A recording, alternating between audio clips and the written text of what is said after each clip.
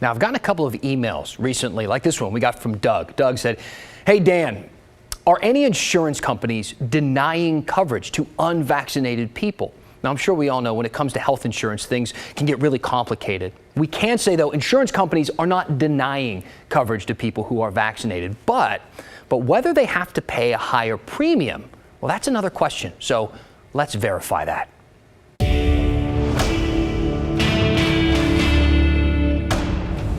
We are seeing the headlines all over. Unvaccinated workers could end up paying $50 more for health insurance, or the unvaccinated, a $50 monthly paycheck deduction from your employer. So we wanted to know, could unvaccinated people have to pay higher health insurance premiums?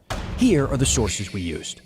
Wes Trexler, Deputy Director at the Idaho Department of Insurance, the Affordable Care Act, and the Equal Employment Opportunity Commission.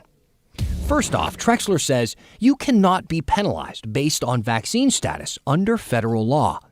Health insurance carriers, health insurance companies are not allowed to charge more to an individual based on their health status. And that includes their vaccination status. That would be part of their health. The insurance rates can vary by age and by smoker status.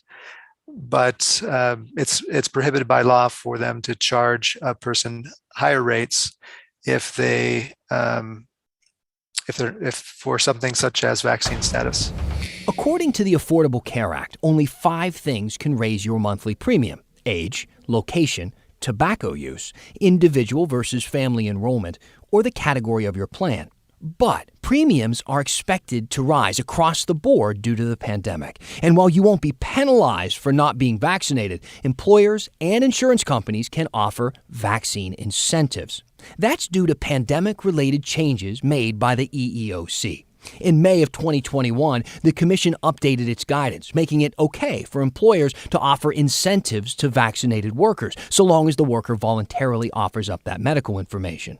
Those incentives can come in different forms, like paid time off, for instance, or small bonuses, or in this case, a discounted health insurance premium. So we can verify, yes, unvaccinated people could end up paying higher premiums, but it's not technically a penalty. Instead, it's due to potential discounts for the vaccinated.